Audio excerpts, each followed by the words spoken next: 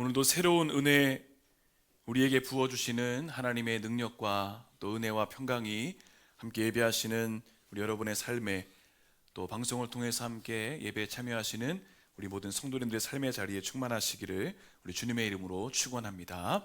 오늘은 회복이라는 제목으로 함께 말씀을 살펴보겠습니다.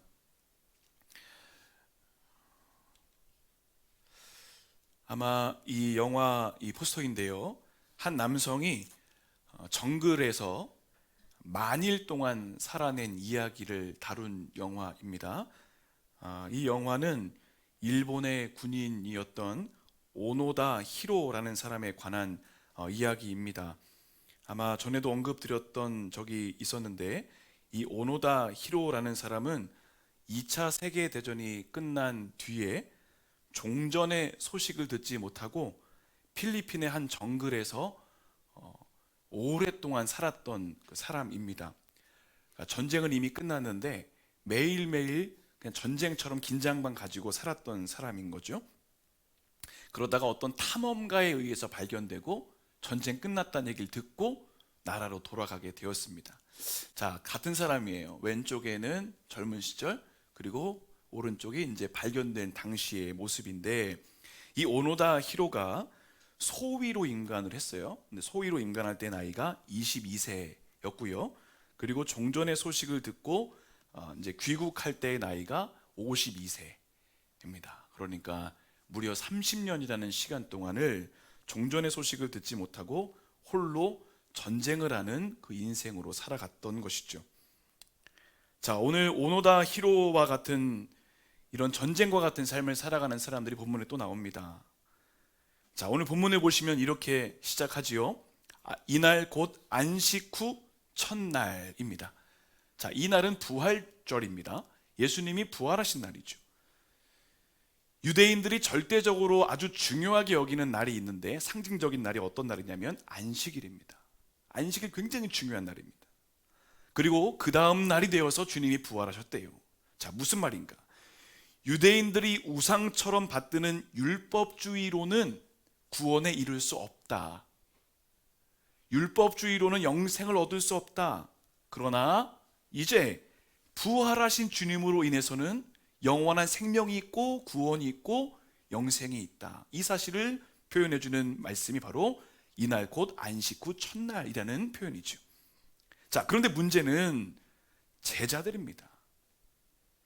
예수님께서 새벽에 직접 막달라 마리아를 만나 주셨죠.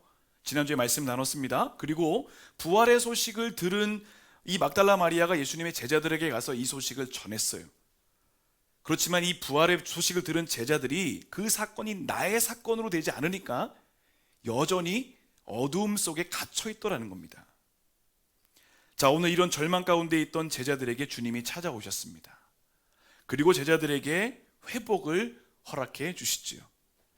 자, 이 시간 제자들을 만나 주시고 또 회복의 은혜를 주시는 우리 예수님께서 우리의 삶의 자리에 찾아오셔서 우리 삶의 모든 것을 회복시키시는 은혜를 허락하시게 될 줄로 믿습니다.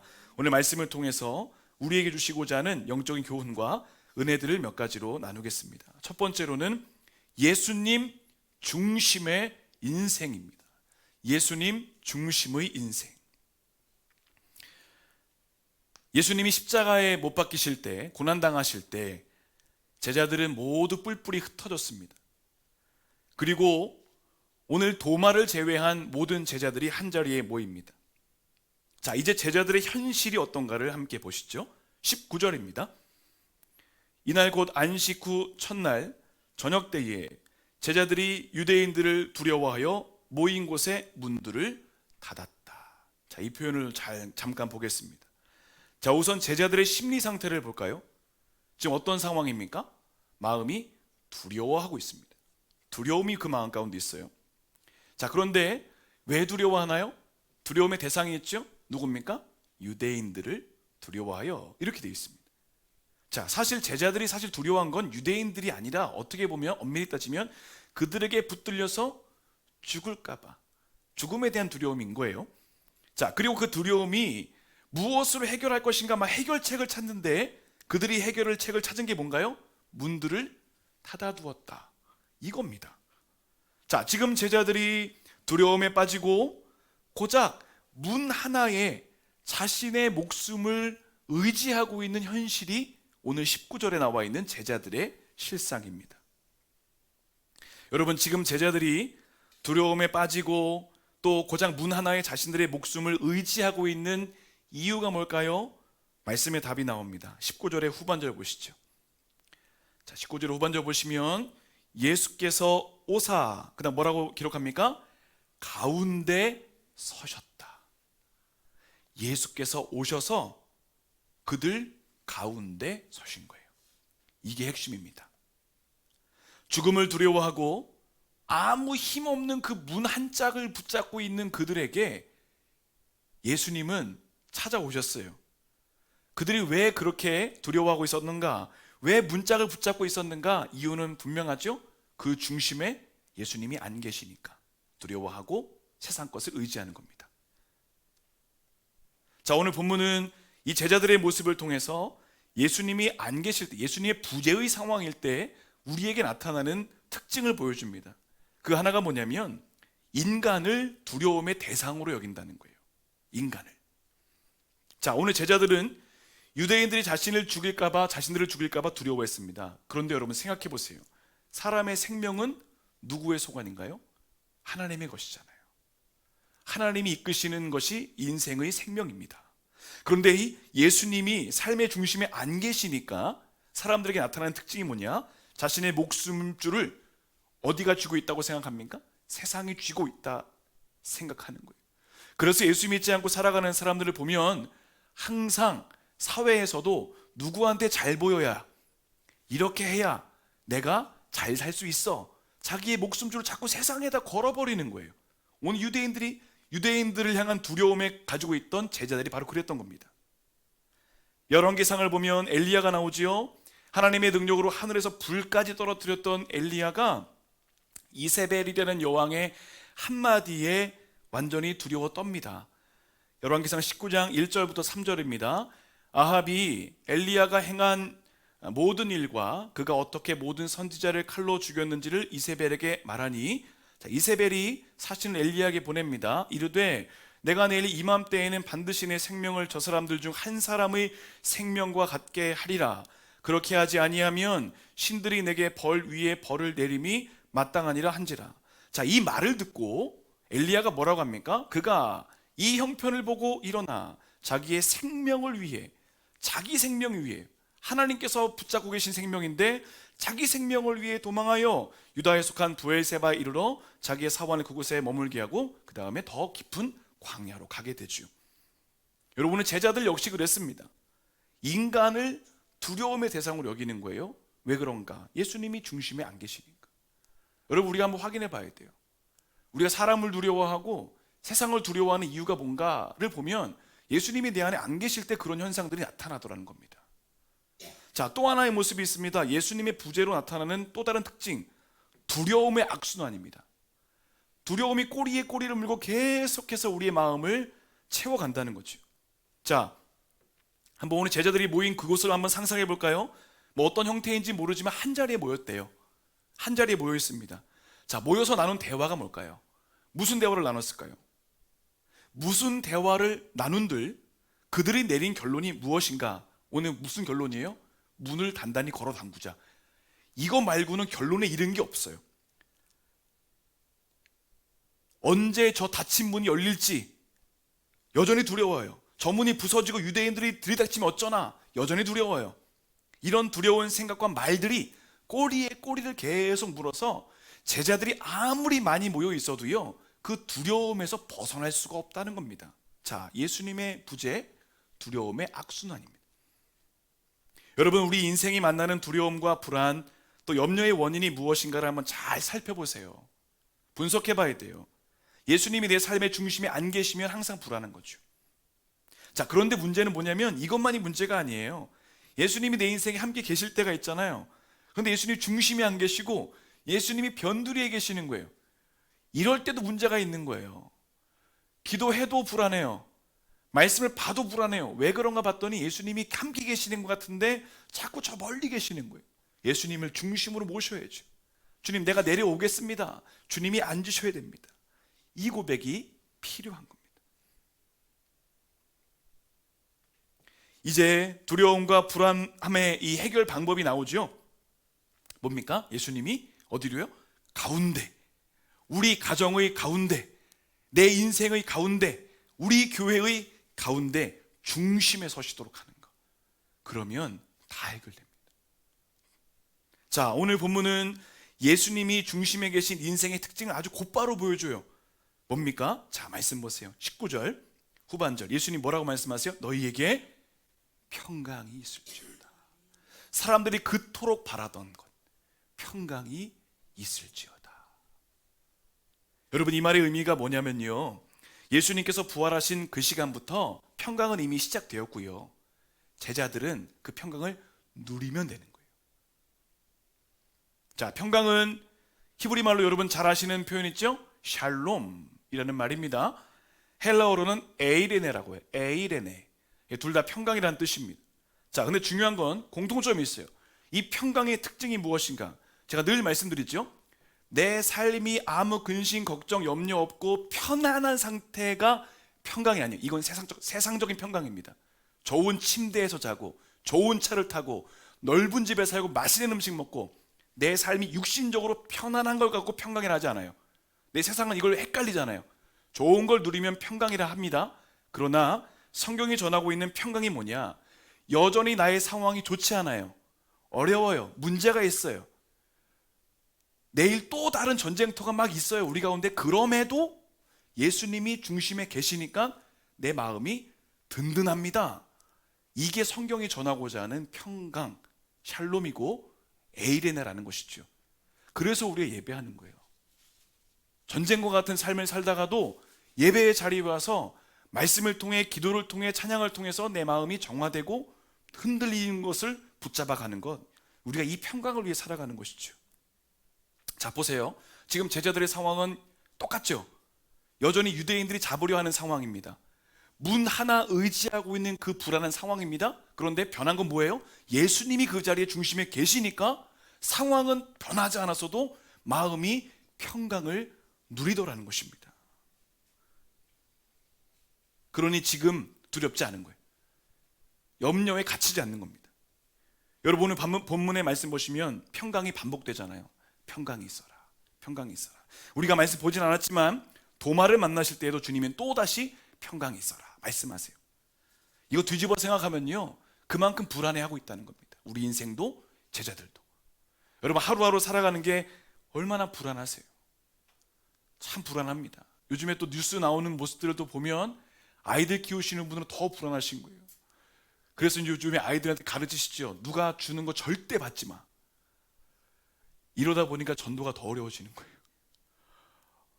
지난주에 한번 나가보니까 계란 줄 때도 보니까 막 애가 받으니까 엄마가 너무 막 혼내는 거예요. 그런 거 왜 받냐고. 사람 무한해질 정도로. 더 기도가 필요한 시대가 되었습니다. 이제는요, 너무 불안해요. 어른부터 아이까지 너무 불안한 시대를 살고 있어요. 평강이 없는 시대를 살아요. 이때 우리에게 필요한 게 뭘까요? 주님이 우리 삶의 중심 되어 주시는 것. 이게 필요한 것이죠. 자, 이를 위해 필요한 게 뭐냐? 그리스도의 평강이 나를 주장하도록, 내 마음을 주장하도록 하는 거예요. 골로새서 3장 15절은 말합니다. 그리스도의 평강이 너희 마음을 주장하게 하라. 평강이 주장하게 하라. 두려움이 주장하게 하는 것이 아니라 평강이 주장하게 하라.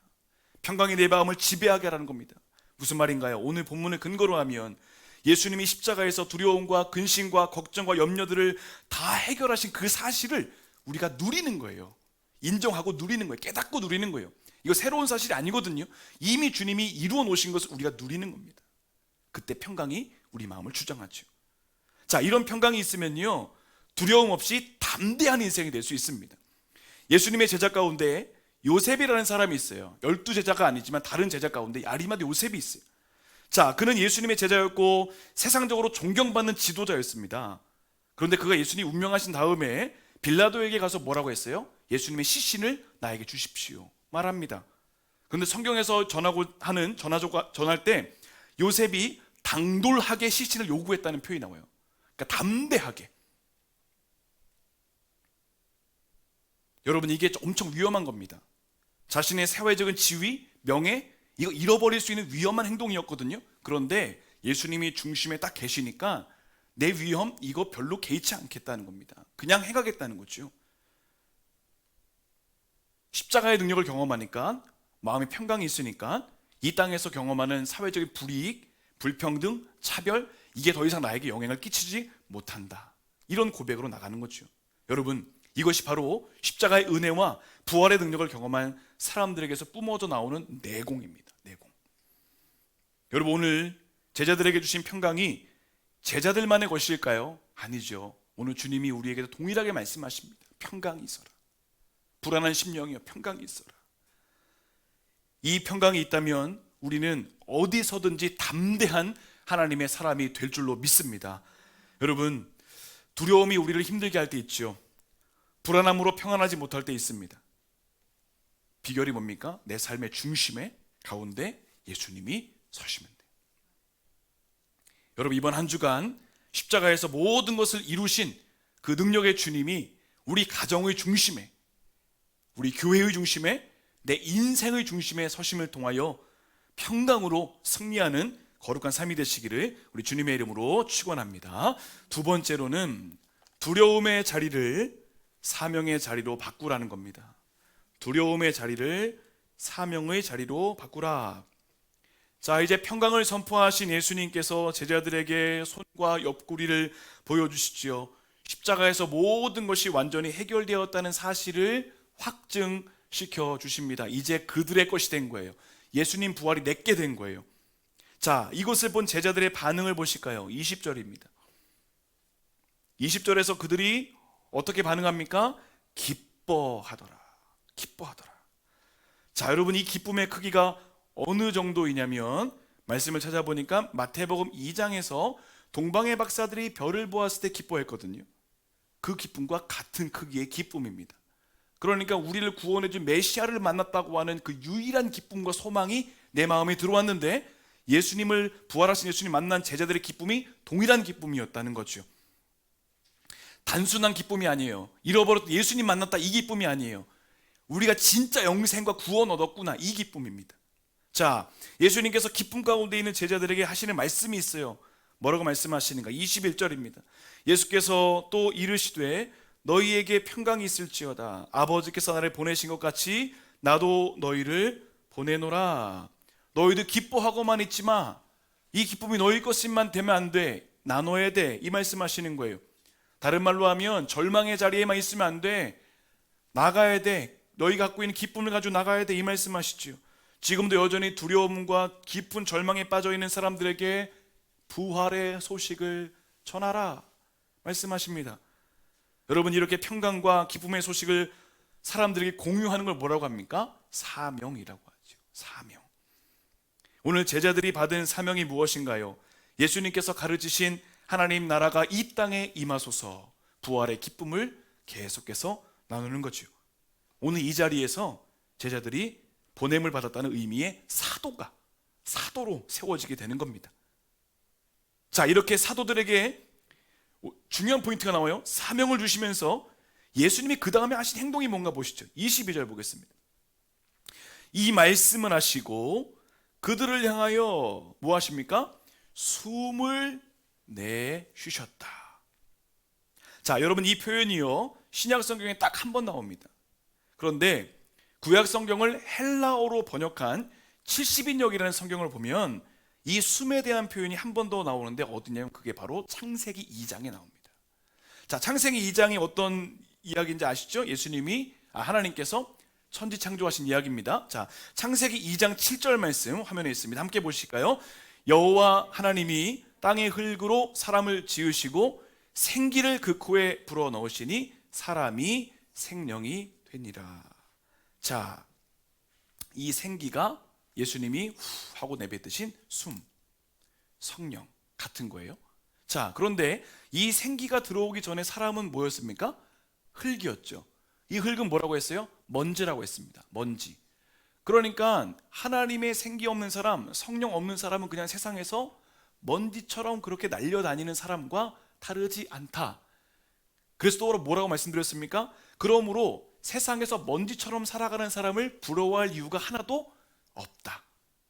돈 많은 먼지, 잘생긴 먼지, 건강한 먼지, 여러분 먼지는 부러워할 게 없죠.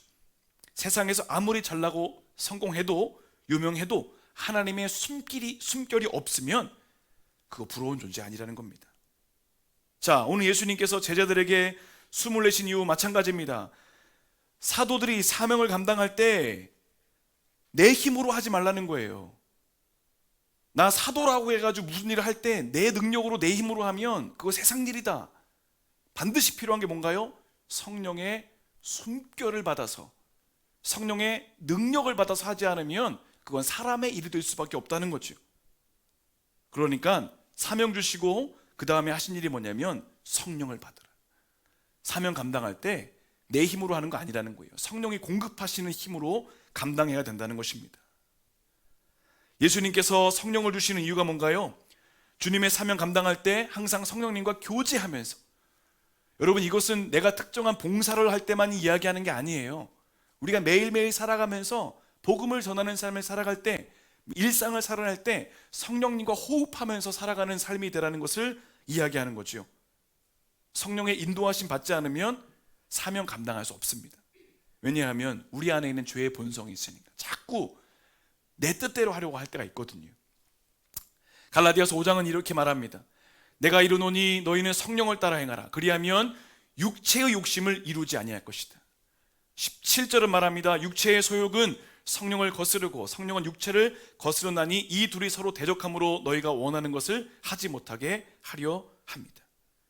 여러분, 우리가 가지고 있는 죄의 본성은 항상 우리를 세상으로 달려가서 주님의 사명 감당하지 못하게 해요. 그래서 우리 안에 날마다 싸워야 되는 게 뭐냐면, 영적 전쟁이 뭐냐면 성령이 내 안에 충만하시도록 끊임없이 주님과 교제하는 것, 성령님과 호흡을 같이 하는 것이 필요한 겁니다. 자, 그렇다면 성령님과 끊임없는 교제가 뭘까요? 말씀과 기도의 생활, 예배의 생활, 이 기본이 계속 우리 가운데 있어지는 것이죠. 자, 여러분 22절에서 예수님이 숨을 내쉬며 성령을 받아라 하신 말씀의 이유가 뭔가 좀 더 볼까요? 사명은 아까 말씀드렸죠? 누구와 호흡을 맞추는가? 누구와, 이것입니다. 누구와 호흡을 맞추는가? 이게 중요한 겁니다. 그래서 사명 감당하는 사람은 분명한 기도, 또 성령님과 충분한 교제, 이것이 있으면서 사명을 감당하는 거죠. 여러분, 오늘 부활하신 주님은 우리에게 동일하게 말씀하십니다. 세상 가운데 평강을 흘려보내라. 이것을 위해 필요한 게 뭡니까? 성령님과 호흡하라. 여러분, 누구와 호흡이 잘 맞으시는가 한번 보시죠. 성령입니까? 아니면 세상입니까? 이 한 주간 우리가 또다시 세상에서 전쟁처럼 살아갈 텐데, 세상 사람들의 일상과 일터는 생존의 자리일지 모르지만 우리가 살아가는 자리는 생존을 넘어서서 사명의 자리로 가야 되거든요. 그러면 이 사명 감당할 때 성령님과 끊임없이 호흡하는 것이 우리 가운데 필요한 거죠. 내가 숨 쉬는 게 의식화되지 않는, 그냥 자연스럽게. 여러분, 우리 숨 쉬는 게 자연스럽잖아요. 성령님과 호흡하는 것도 자연스러운 단계까지 갈 수 있도록 끊임없이 영적인 깨어있음이 필요한 것이죠. 자, 이렇게 주님은 무너진 제자들의 삶을 회복시켜 주셨습니다. 회복. 그리고 사명을 주시고 담대하게 복음을 전하라 말씀하시죠. 여러분, 지금 나의 삶에서 어떤 부분이 회복이 되어야 될까요? 예수 믿는데 여전히 마음이 두려운가요? 불안합니까? 예수님이 중심에 계셔야 돼요. 평강이 함께 하시며 그 평강을 나누는 사명을 감당하는 줄로 믿습니다. 신학자들이 1세기 초대교회 성도들의 삶에 대한 그 기록을 다룬 문서들을 쭉 보다가 독특한 내용을 하나 발견하게 됩니다. 사람들이 자신의 이름을 쓰게 되는데 그 앞에 아주 독특한 단어를 하나 쓰게 되더라는 거예요. 그게 뭐냐면 티테디오스라는 말입니다. 티테디오스. 이런 거죠. 티테디오스 피터, 티테디오스 폴, 이렇게 쓰는 겁니다. 자, 왜 그 사람들이 티테디오스라는 말을 썼을까? 이게 헬라어는 아니고요, 이제 합성어입니다. 자, 무슨 뜻이냐? 결코 염려하지 않는 사람입니다. 티테디오스, 결코 염려하지 않는 피터. 결코 염려하지 않는 바울. 왜 티테디오스를 붙인 것일까요?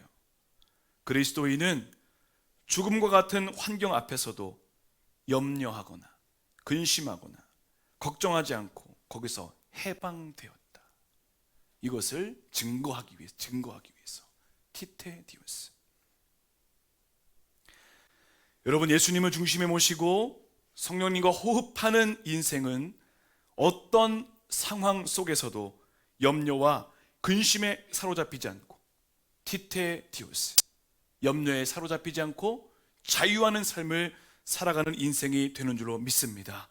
이번 한 주간도 우리 성령님과 호흡하시면서 하나님의 영이 우리 안에 임하시고 주님이 공급하시는 영적 에너지를 충만히 받으시면서 어디 가도 세상의 염려가 나를 흔들 수 없다, 나는 결코 염려하지 않은 사람이다, 자유하는 사람이다, 회복이 있는 사람이다, 평강이 있는 사람이다, 믿음으로 승리하시며 하나님께 영광 돌리는 복된 삶이 되시기를 우리 주님의 이름으로 간절히 축원합니다.